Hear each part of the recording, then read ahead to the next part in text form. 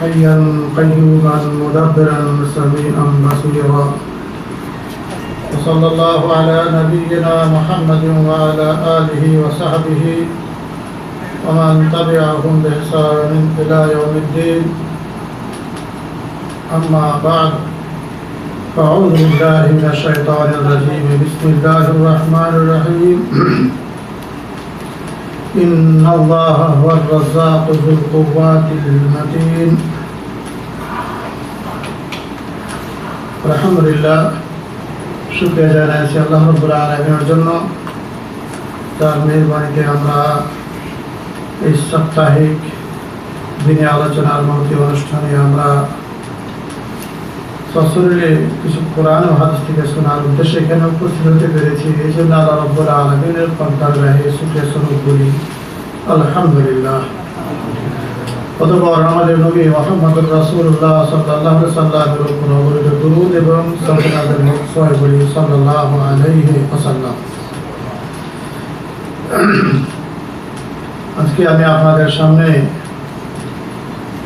একটি আমাদের রিজিক, আমরা যে খাদ্য গ্রহণ করি বা আল্লাহ রাব্বুল আলামিন যে সমস্ত নিয়ামত আমাদেরকে দান করেছেন সে বিষয়ে কি বিশ্বাস, কি আকীদা রাখা উচিত, যদিও অনেকদিন আগে একবার আলোচনা করেছিলাম, সেটাকে সংক্ষিপ্ত আলোচনা করে এই নিয়ামতের ভালো দিক এবং খারাপ দিক তুলে ধরার চেষ্টা করব। আমা তাওফীকি ইল্লা বিল্লাহ, আল্লাহু কারীম মুস্তাআন।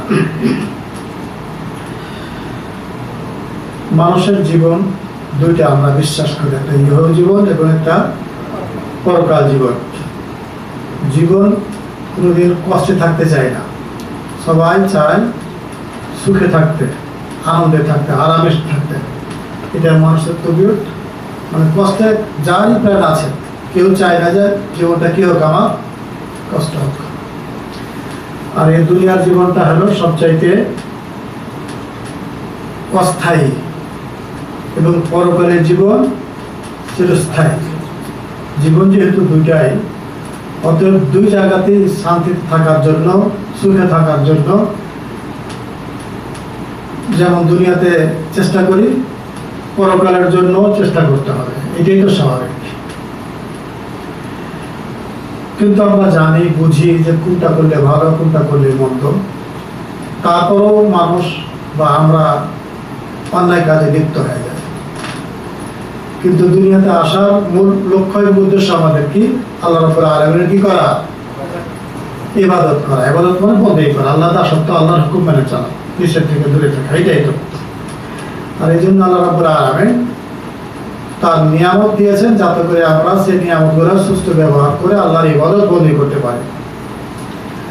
তো আর এই নিয়ামতটা গ্রহণ করার জন্য যেটা আমরা চেষ্টা চরিত করব, সেটা হলো বাহ্যিক মাধ্যম।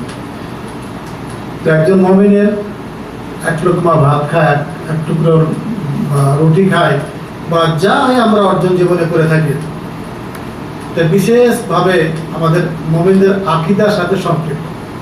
খাদ্য মানুষও খায়, গরু ছাগলও খায়, সবাই খায়।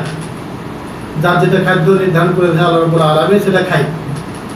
কোনো পশু পক্ষী ওদের যেটা খাদ্য সেটাই খায়, অখাদ্য খায় না। যেমন নাকি বাঘ ওই গোস মাংস খায়, ও ঘাস ঘাসালি খাবে না। ওর জন্য ঘাস হারাম, যে কোনো জিনিসের গোস্ত কি হারাম। ওরকম যে কোনো বিড়ালগুলি ওগুলার খাবার খায়, ওরা কিন্তু ঘাস, পোকা পাপড় কিছু ঘাস খায় না। তো যে কোনো জিনিস তার হুকুম মেনে চলে আল্লাহ রাব্বুল আলামিন, তার প্রভুর। কিন্তু মানুষের উভয় দিক থেকে মানুষের জন্য আল্লাহ রাব্বুল আলামিন একটা সীমা নির্ধারণ করে দিয়েছেন। তো সে সমস্ত দিকে আমরা কতটুকু মেনে চলে, কতটুকু মানি না, এটুকু একটু বলার চেষ্টা করব।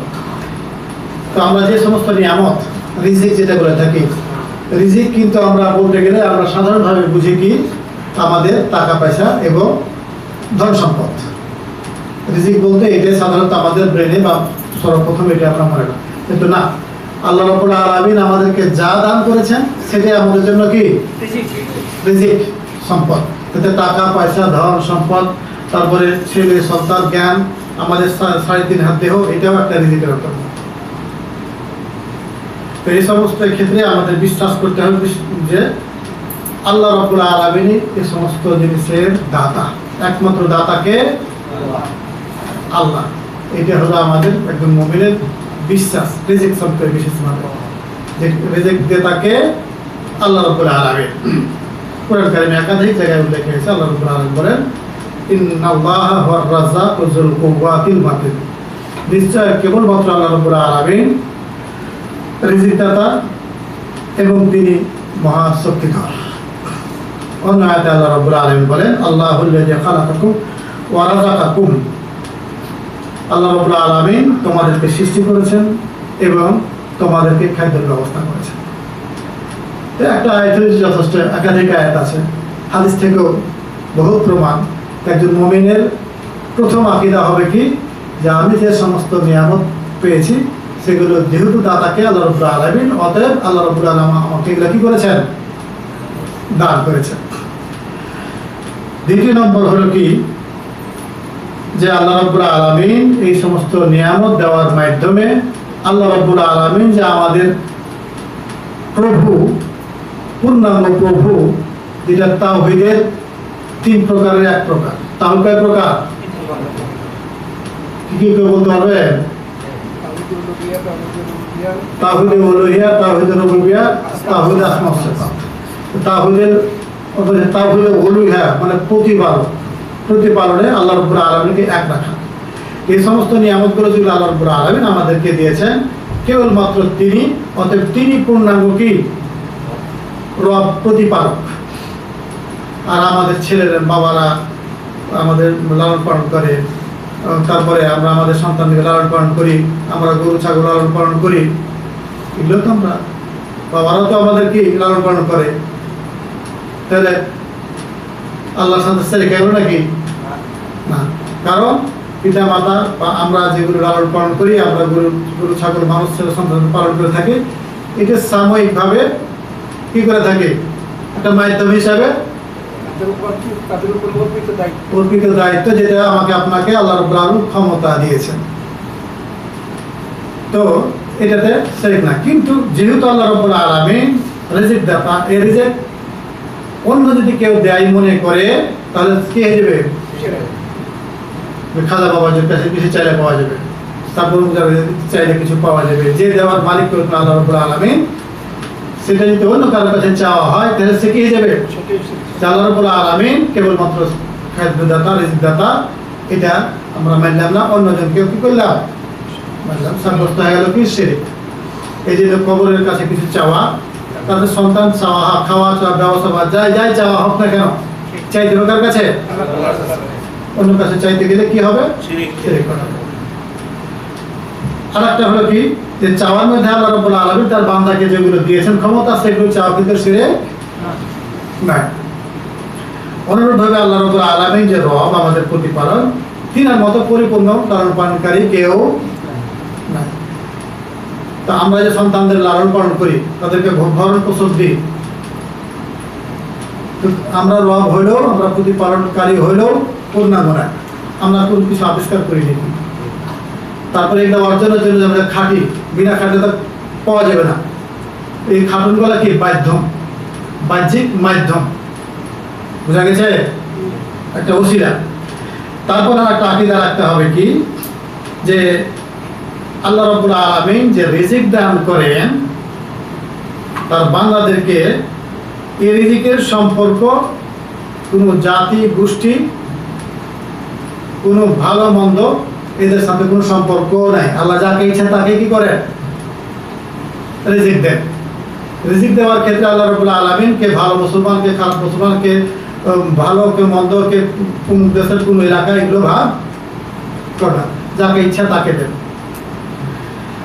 আর এটা দিয়ে থাকেন, এর কারণে কি কারণে দিয়ে থাকেন, এটার কারণ আমরা জানবো না। কাকে বেশি দিল, কাকে কম কেন দিল, চেষ্টা তো সবাই করে, সবাই তো সমান পায়, সবাই তো ধন সম্পদ অর্জন করতে পারে না। এটা হিকমত, আল্লাহর হিকমত। আল্লাহ কেন করেছেন, আল্লাহ রাব্বুল আলামিন ভালো জানেন। তবে জানতে হবে কি, যে আল্লাহ রাব্বুল আলামিন এর মাধ্যমে আমাকে কি করতেছেন, পরীক্ষা করতেছেন।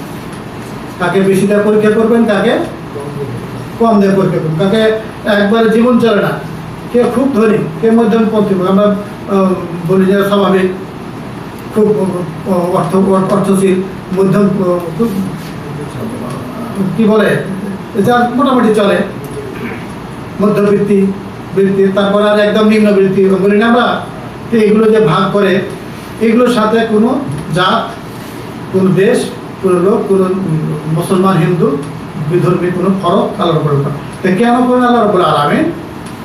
এটা তিনি ভালো জানেন, এটা আমাদেরকে বিশ্বাস রাখতে হবে।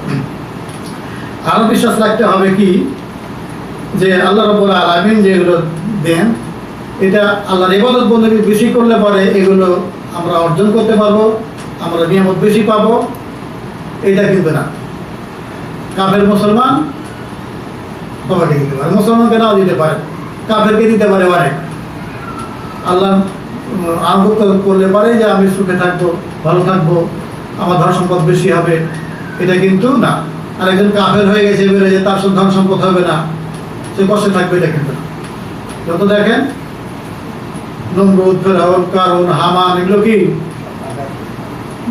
বিধর্মী রেখে দেখেন, আমেরিকাতে যত দেখেন, দুনিয়া বর্তমানে কত বড় বড় ধনী আছে, মুসলমান একটাও না। তো তারা সম্পদ দিয়েছেন তো, আর মুসলমানকে সবাই ধরে রেখি না। যত নবী গুণ আসছেন, অধিকাংশ প্রায় নবীরাই কি করি, আর বিধর্মীরাই, কাফের মুশরিকরা, যারা আল্লাহ দ্রোহী, ওরাই কি দুনিয়ার ইচ্ছা করে তাদেরকে সম্পদ না দিতে পারে। নবীরা সবচেয়ে আল্লাহর প্রিয় বান্দা, আল্লাহ রাব্বুল আলামিন তাদেরকে গরিব করে সবাই না খেয়ে দেখেছে। আল্লাহর নবী কত না খেয়ে দেখেছেন, সাহাবারা কত না খেয়ে দেখেছেন। কি তারপরে তার মানে এটা কি যে ইবাদত বন্দেগী করলেই যে বেশি নিয়ামতের হকদার বা নিয়ামত অর্জন করতে পারবো, এটা কিন্তু না। আর নাফরমানি করলে সে যে বঞ্চিত হবে। কারণ দুনিয়ার ধন সম্পদ, দুনিয়ার অর্থ সম্পদ, এগুলো আল্লাহর কাছে কোনো মূল্য, যে জিনিসের মূল্য নাই, যে যা পাচ্ছে খাক, এরকম আছে না? করে নিয়ে আমরা যা পাচ্ছে, আপনার বিরাট জমি পড়া আছে, জমিটা ভাড়াটা পিছনে খরচ করতে গেলে তো গরু চড়া কেটে, ছাগল চড়া কেটে, কি যা করবে মানুষ, তাতে আপনার বেশি যায়। কারণ ওই জিনিসটার মূল্য নেই আপনার কাছে। ওকে কিছু করতে গেলে আরো খরচ, পকেটটা খরচ করা কি দরকার? এমন জিনিস করি না আমরা, এমন জমি প্রদীপ থাকে না। তা আল্লাহ রাব্বুল আলামিন তৈরি করে দিয়েছেন যে দুদিন থাকবে, যা খরচ কর, দুনিয়ার মূল্য নাই। এবং আমাদের নবী সাল্লাল্লাহু আলাইহি সাল্লাম সবচাইতে ভয় করতেন একটা ছোট ছেলেকে আর দুনিয়াকে। দুনিয়াকে কি করতেন? বেশি ভয় করতেন। তো সাহাবারা একদিন জিজ্ঞাসা, হে আল্লাহর নবী, আপনি এত ভয় করেন কেন ছোট ছেলে বলেন আর দুনিয়া সম্পর্কে? আমরা যেমন ইসলাম শিখছি, যেভাবে চলছি চলবো, আমাদের সন্তানকে শেখাবো, তারা তার সন্তানকে শেখাবো, ভয় করার কি? আল্লাহ নবী সে সাহাবাকে বললেন, আনা কুনতু আফহামুন নাস, আমি তো তোমাকে খুব ভালো বুঝবার মনে করতাম, তো এটা তো বুঝি না। যাতে তুমি এমন প্রশ্ন করলে যে এখন তোমাদের জ্ঞানের কিছু পরিচয় পেলে, তুমি তো একদম পাগল। আচ্ছা, এখন দুনিয়া, তোমরা ঠিকই বুঝবা, দিন থাকবে তোমাদের, কিন্তু দুনিয়াতে এমন তোমরা মত্ত হয়ে যাবে, দুনিয়া অর্জনের জন্য এমন তোমরা বিভোর হয়ে যাবে, দিনের প্রতি তোমাদের আর কি থাকবে না, গুরুত্ব থাকবে না। আপনার আমার ধন সম্পদ দুনিয়াতে যত বাড়বে, তত আমি আপনি ইবাদত বন্দেগী থেকে করবো, সংখ্যা বেড়ে। যত ব্যবসার মাধ্যমে কাজের ব্যাপারে সময় দিব, আমার দিন থেকে আমি তত কি করবো, এমনি স্বাভাবিকভাবে। আগে শুধু ডিউটি করতেন, 8 ঘন্টা ডিউটি, 8 ঘন্টা ডিউটি করার পর মোবাইল টিপা নেই, আরাম করা, খাওয়া, আর চিন্তা নাই। কিন্তু যখন কিছু টাকা হইতে হইতে গাড়ি কিনা হইলো, যখন ছোট্ট একটা গাড়ি, এবার টিপ পাওয়া যায়, ডিউটি করার পরে টিপ মারলেন দৌড়। তো ওই যে অবসর সময়কে এবার কি হলো, আপনার দুনিয়ার কাজে লিপ্ত হয়ে গেল। আবার একটা গোটা করতে করতে যত সম্পদ বাড়ে তত কি হয়ে যায়, আপনার ব্যস্ততা বেড়ে যায়। এবারে বন্দেগীর সময় ইচ্ছা থাকলেও আপনি করতে পারবেন না। তা আল্লাহ নবী যেটাই ভয় করেছিলেন তার মধ্যে করে, আর ওটাতে আমরা সবচেয়ে বেশি কি ব্যস্ত। ইসলাম দুনিয়াতে কি জন্য, আর ব্যস্ত হলাম কি জন্য, কিসের জন্য, এটা একটু চিন্তা করে দেখি যে কি জন্য আমরা দুনিয়াতে এসেছি, আর ওই ব্যাপারে আমরা কতটুকু সময় দিই। দুনিয়ার এই সাময়িক জীবনে সুখে থাকার জন্য, প্রতিষ্ঠিত হওয়ার জন্য কিরকম চেষ্টা চালায়, এবং পরকাল জীবনের জন্য, শান্তির জন্য, শান্তি পাওয়ার জন্য বা শান্তি অর্জন করার জন্য কতটুকু আমরা সময় ব্যয় করি। 24 ঘন্টাকে ভাগ করে আমরা নিজের প্রশ্ন উত্তর নিজেই আমরা পেয়ে যাব। তো এই জন্যই বলা হয় যে মুমিনদের আকীদা রিজিকের ক্ষেত্রে হবে না। রিজিক যেটা দেয় সেটা আল্লাহর পক্ষ থেকে, এটা আমার আপনার কোনো হাত যে অর্জনের জন্য যেটা সেটা আমাদেরকে করতে হবে। এটার কথা আরেকটা হলো কি, যে ইবাদত বন্দেগী যে করার জন্য তো মূলত আল্লাহর উপর আমাদেরকে সৃষ্টি করেছেন। তো এই ধন সম্পদ আমরা অর্জন করবো কি জন্য করবো, আমার উদ্দেশ্য জন্য কি হয়, আকীদা হয়, বিশ্বাস হয়, যাতে করে আমরা ইবাদত বন্দেগী করার জন্য কি করি, এই অর্থ সম্পদ কামাই সুষ্ঠুভাবে ইবাদত করতে পারি। এই জন্য ইমাম তাইমি রাহমাতুল্লাহ আলাইহি বলছেন, খালাকাল্লাহু নাসা বা খালাকাল্লাহুল ইবাদাত লিয়াবুদাহু ওয়া রাযাকাহুমুল্লাহু লিয়াবুদুহু ওয়া ইহসানু ইবাদাতা। আল্লাহ রাব্বুল আলামিন আমাকে আপনাকে সৃষ্টি করেছেন তার ইবাদত করার জন্য, অতঃপর আমরা যেন ভালো ইবাদত করি। আর আল্লাহ রাব্বুল আলামিন আমাদেরকে যে অর্থ দিয়েছেন সেই অর্থটা যেন আমরা আল্লাহর ইবাদতের জন্য কি আমরা ব্যবহার করি, যাতে করে আমরা কি করি, ইবাদতটা গ্রহণ করে, সম্পদগুলো গ্রহণ করে বেশি ভালোভাবে ইবাদত বন্দেগী আমরা করি। আরেকটা হলো কি, ইবাদত বন্দেগীর জন্য মাল খরচ করাটাও একটা বিশ্বাস রাখতে হবে। আল্লাহ রাব্বুল আলামিন মাল দিয়েছেন কি জন্য, আল্লাহর পথে খরচ করার জন্য। আল্লাহ রাব্বুল আলামিন একাধিক আয়াতে বলেন, ওয়ানফিকু মিম্মা রাযাকনাকুম মিম্মা রাযাকাকুমুল্লাহ, তোমরা আল্লাহ রাব্বুল আলামিন যে ধন সম্পদ সেই সম্পদ তোমরা আল্লাহর পথে কি করো, ব্যয় করো। তা আদেশ। রোজা করলাম, নামাজ পড়লাম, হয়ে গেল। ওই আল্লাহর পথে মাল খরচ করার ক্ষেত্রে যাকাত হলো কি খরচ। আর এমনি ইবাদত বন্দেগী তো আছে মধ্যে মাল বা অর্থ সম্পদ ব্যয় করার জন্য আল্লাহ আমাকে কি দিয়েছেন, অর্থ দিয়েছেন। লিয়াবলুওয়ানা, এর মাধ্যমে আমাদের পরীক্ষা করছেন আল্লাহর উপর। একজনকে মাল দিয়ে, একজনকে মাল না দিয়ে। যাকে মাল দিয়েছেন তাকে কি পরীক্ষা করছে, যে আমার এবার ঠিক করছে কিনা, আর যে মাল দিয়েছে মাল খরচ করছে কিনা। এটাও আমার আপনার বিশ্বাস বা আকীদা পোষণ করতেই হবে। আর একটা হলো কি, যে আল্লাহ রাব্বুল আলামিন সবাইকে সমান কি দেয় না, অর্থ দেন না। চেষ্টা সবাই করে, চেষ্টা সবাই করে, কিন্তু সবাইকে আল্লাহ রাব্বুল আলামিন কি দেন না, অর্থ সম্পদ দেন না। ফাযযালা বা'দাহুম আলা বা'দ, রিজিকের ক্ষেত্রে আল্লাহ রাব্বুল আলামিন কাকে বেশি দেন, কাকে কম দেন।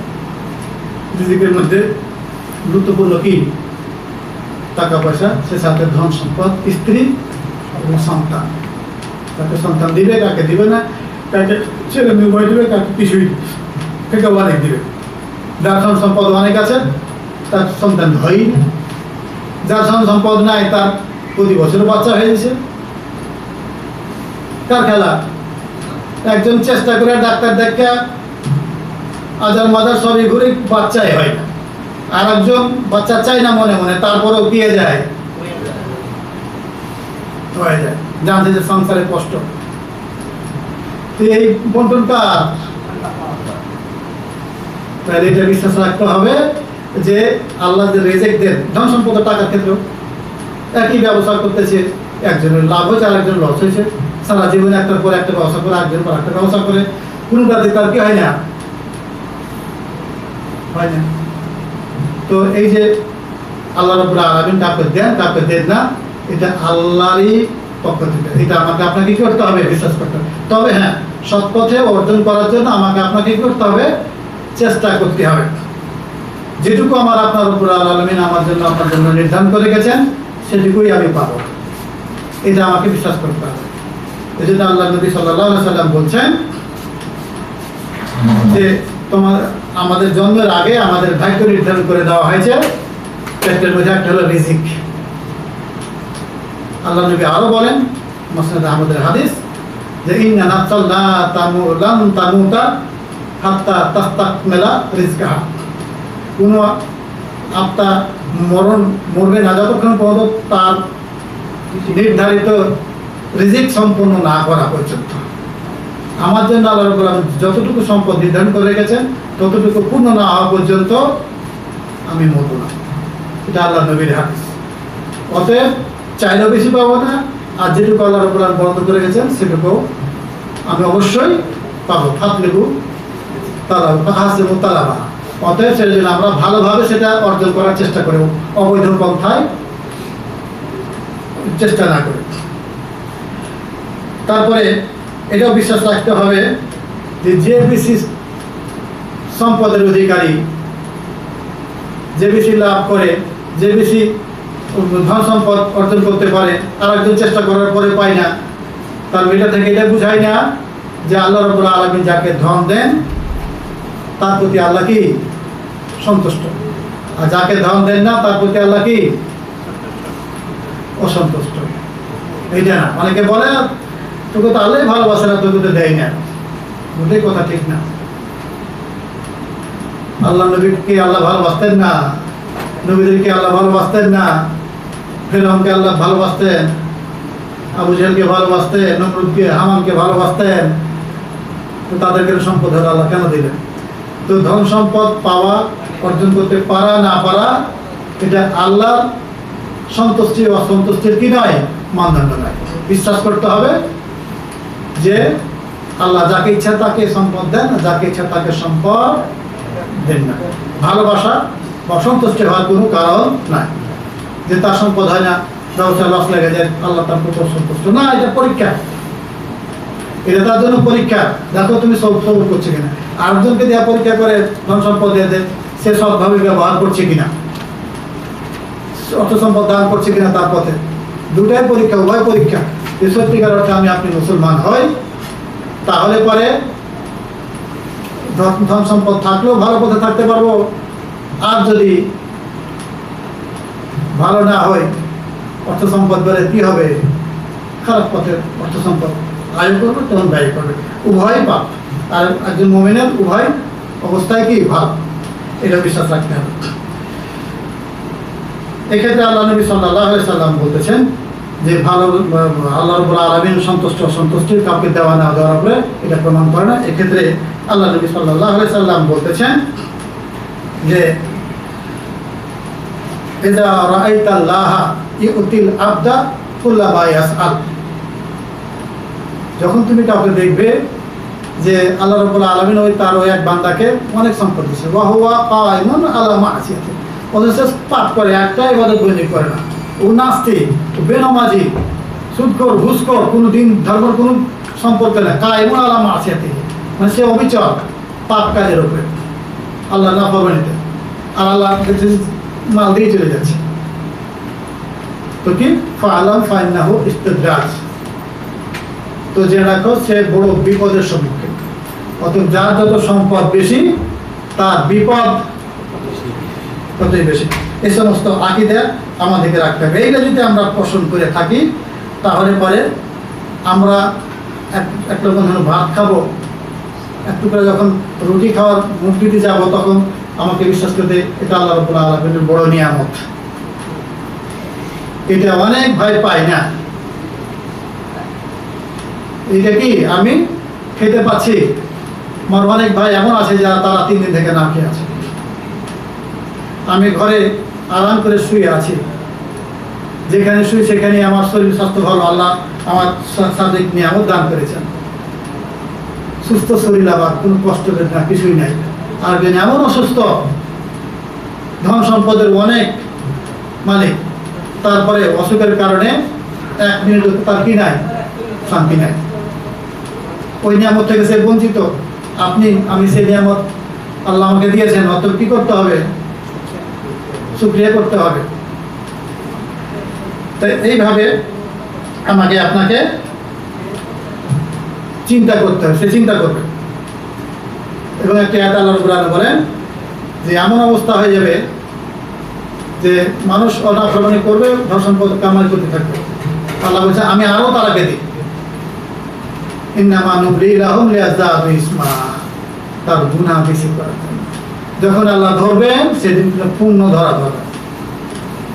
অনেকে বলে না একটা ছেলে বেয়াদবি করতেছে, আয় তুই খালি বাড়িতে আয়, তোকে কিছু কিছু বলছে না, ধরতে যাচ্ছে না, খালি তুই আয়, সারাদিন ঘুরতেছিস, যখন বাড়িতে আসবে তখন এমন পিটান দেবেন আপনি।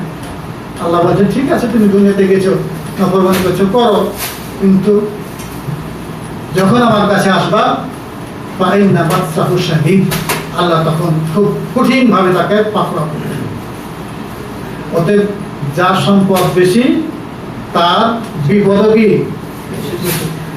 তো এই যে এই ক্ষেত্রে একটু আলোচনা করতে করেছিলাম, এগুলো কিন্তু তারপরে স্মরণের জন্য করে দিলাম। তো বলা হয় কি যে একটা মানুষ সে খুব মুত্তাকি পরিষ্কার ভালো, তার ধন সম্পদও অনেক, আরেকজন মোমেন সেও দিনের পথে চলে, তার ধন সম্পদ নাই। দুইজনের মধ্যে কে খুব বিপদের কাছাকাছি আছে, বিপদ সংকেতের কাছাকাছি, কার বিপদ সংকেত বেশি? একজন দিন আনে দিন খায়, তার বিপদ কতখানি, আর একজনের সম্পদ অনেক, খুব সুখী, তার বিপদ, এই বিপদ বলতে ধর্মীয় বিপদ, আল্লাহর বিপদে বিপদ, দুনিয়াতেও তার প্রতিফলন ঘটে।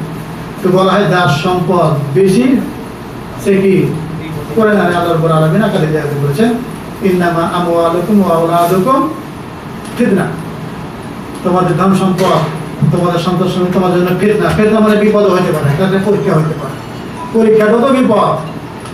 পরীক্ষার হলে কেউ বসতে চায়, বিনা পরীক্ষাতে যদি প্রমোশন পেয়ে যায়, জিপে 5 পেয়ে যায়, 5 গোল্ডেন নাকি ওইটা পেয়ে যায় তো মজা, ওটা পাওয়া যাবে নাকি, এটা কষ্ট করতে হয় না, চাই তো মনে মনে, কিন্তু না, যে যত ভালো কষ্ট করবে তার ফল ভালো হবে। তো যাই হোক, পরীক্ষাটা একটা বিপদ। আর যদি পরীক্ষায় পাস করলে তার মর্যাদা বাড়বে। তো এই জন্য বলা হয় যে ধন সম্পদের ফিতনা, আসল সংকেত সেটা হলো কি, 1 নম্বরে যা আল্লাহ পরীক্ষা করে, সেই পরীক্ষা পাস করতে পারবো কি না পারবো এর গ্যারান্টি আছে? পরীক্ষার সম্মুখীন, তাহলে যার অর্থ সম্পদ নাই, এই পরীক্ষা তাকে দিতেই হবে। তাহলে কি মাল থাকার কারণে সে পরীক্ষার সম্মুখীন হতে হবে তাকে। আরেকটা বলা হয় এই ধন সম্পদ অর্জন করার জন্য এমন মাধ্যম গ্রহণ করে, যেহেতু তাকে আল্লাহ রাব্বুল আলামিন দিবেন আর সে চেষ্টা করতেছেন, যত পায় তখন এই ধন সম্পদের মোহে বসে পাপের পন্থা, অন্যায় পন্থা, অবৈধ পন্থা কি করেছে অর্জন করতে, যেহেতু পেয়ে যাচ্ছে খালি ওই লুটের মতো লুটতেছে। এই করতে করতে হয়ে যাবে কি, সে অন্যায় পথে চলে যাবে, হয়ে যায় এরকম। আল্লাহ নবীর যুগে এমন ঘটনা ঘটে, আগে মাল ছিল না, আল্লাহ নবীর কাছে এসে একটা কাপড় পরে কি করতেন, নামাজ পড়তেন। তারপরে মালরোগ করতে করতে গ্রামে আর তার জায়গা হয় না, গরু ছাগলের জায়গা হয় না, মাঠে যাও, মাঠে থেকে তো আগে জামাতুনাথ বসে থাকে, এখন মাঠ গরু ছাগল বেশি হয়ে গেছে, কাজকর্ম করতে করতে এসে কোন মতে জামাত ধরে, কিছুদিন পরে আবার কি হলো, জামাত মাঝে মাঝে আসে, মাঝে মাঝে আসে না, তারপর আসা হলো। যত দুনিয়াদারিতে যত সম্পদ বেড়েছে তত তার দিন থেকে কি হয়েছে, এটা ঘটনা পরে। তো যাই হোক, এভাবে কি হয়ে যায়, অর্থ সম্পদ করতে করতে বলা হয় ইউআদ্দি ইলা গাফলাতিন আনিল আখিরাহ, এই ধন সম্পদে মত থাকার কারণে পরকাল থেকে শিখে যায়, বিভোরে যায়, বিমুখে যায়, এটি স্বাভাবিক।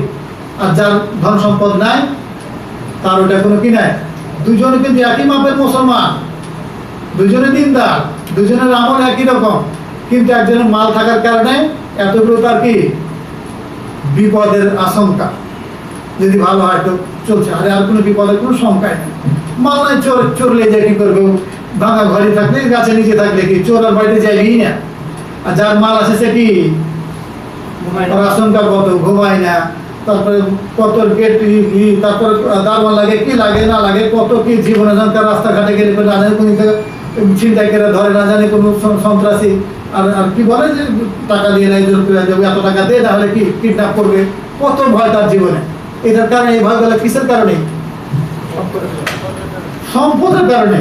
পরকালেরও এরকম বড় সম্পদের কারণে বড় আশঙ্কা আছে, বড় কিডন্যাপের হওয়ার সম্ভাবনা আছে। তারপরে সীমা, শরীয়তি সীমা লঙ্ঘন করে ফেলবেন, জাকাত দিতে কষ্ট, জাকাত দিবে, ভাববে যে এত টাকা 10 লাখ টাকা জাকাত দিয়ে দেবো, আরে আমার মুখে একটা প্লট হয়তো, একটা বিল্ডিং হতো, মনে তখন কি হবে, মনের সাথে বড় যুদ্ধ করতে হবে, যদি ইমান দুর্বল থাকে তাহলে হয়তো জাকাত তারপর শতকরা 99% লোক, শতকরা 99 জন কামা হাক্কহু যেভাবে জাকাত দেওয়ার সঠিকভাবে জাকাত আদায় করে কিনা বলা সম্ভব। দিলে কিছু ব্যাংকে আছে, দিলে তার যে আরো সম্পদ আছে, তার ব্যবসা, কোটি কোটি টাকার ব্যবসা, ওই ব্যবসার ওই সমস্ত সম্পদের টাকা জাকাত দেয় কিনা, দিবে। বিলিয়ন বিলিয়ন কি থাকে, সম্পদ খাটে না ব্যবসা। সাধারণ মানুষের তো 2-4-10 লাখ টাকা, 20 লাখ টাকা, 5 কোটি 10 কোটি টাকা মালের ব্যবসা করে আছে। যেগুলো ব্যবসার পূর্ণ ওগুলোর কি আছে, জাকাত আছে। ব্যাংকে টাকা নিয়ে দিলে 10 লাখ টাকা জাকাত দিয়ে দিলেন ইমানি জোরে, এগুলা দিয়েছেন, এগুলা দিতে কি হবে, মন ভালো লাগবে নাকি? এটাও একটা পরকালীন বিপদ, জাকাত আদায় করতে পারবে। তারপরে যখন দিবে না, দিলে কমে যাবে, হিসাব তো জোরাল, তখন বলা হয় অনেক সময় কৃপণ হয়ে যায়, আস্তে আস্তে কৃপণ হয়ে যায়। কারণ তার মনের খোরাক যেটা পায়, মানুষের মন হলো একটা হলো ইবাদতি মন, আর একটা হলো দাস মন, পশুত্ব মন। পশুত্ব মন এগুলা পাইলে পড়ার ভাই জাকাত দিবি, তুই কমে যাবে, জাকাত দিস করতে করতে কৃপণ হয়ে যায়। আর একটা কি হয়ে যায় বলা চলে যে সে দাম বেড়ে যায়, মানুষকে ছোট মনে করতে লাগে। যেগুলো তার টাকা আছে, এখন সে অন্যকে কি করবে, ঘৃণা করবে, ছোট মনে করতে লাগবে এমনি। তারপরে হিংসা করতে লাগবে, সীমা। আর টাকা যেটা বড়ই দাম্ভিকতা, গর্ব, এটাতে এমনি কি মানুষের মধ্যে হয়ে যায়। তো এগুলো তো সামান্যভাবে বললাম, এগুলো বিপদ সমূহ। এটা কি একমাত্র কারণ হলো কি, সম্পদ থাকা। সম্পদ না থাকলে এই বিপদের সম্মুখীন হতে না, চিন্তাও থাকে না। তো এই জন্য বলা হয় যে অর্থ সম্পদ না থাকে ইমান রক্ষা করা অতি সহজ। ধন সম্পদ থাকলে পরে সে সময় ইমান বা দিনের প্রতি প্রতিষ্ঠিত থাকা খুবই কঠিন। এটা স্বাভাবিক। পারে না এমন না, অনেক সাহাবা ছিল না, এখন পৃথিবীতে অনেক থাকতে পারে, অসম্ভব কিছু না। কিন্তু ধনী হ্যাঁ দিনের প্রতি থাকা খুব কষ্ট হয়ে, জাকাত দেবে না, জাকাত দিতে পারবে না, কামা হয়তো জাকাত হবে না, গর্ব করতে লাগলো, সেবা লঙ্ঘন করতে লাগলো, মার্ডার করতে তার কোনো ভয় নাই, টাকা দিয়ে ছুটে যাবে। আর যার টাকা নেই সে মার্ডার করতে কি করবে, জানি যে আমি গরিব, আমার ফাংশন নেই, আমার লোকজন নাই, আমার দাপট নাই, একজনকে মারার সাহস করবে। আর একজন কি একটু রাগ হলে পারে মারতে, টাকা আছে ছুটে যাবে, হয়ে যেত। এই মার্ডারগুলো, অন্যায়গুলো কি কিসের কারণে হয়, মারের কারণে। এগুলো থেকে বাঁচার জন্য অবশ্যই আমাকে আপনাকে চেষ্টা করতে হবে, এবং দীর্ঘতম চেষ্টা, যেটা সফল। এগুলোর সাথে এগুলো থেকে বাঁচতে হলে সবচাইতে আমাকে আপনাকে ইমানের শক্তি দিয়ে মনের সাথে আগে যুদ্ধ করে রাখবে, না হলে এগুলো পার হওয়া যাবে না।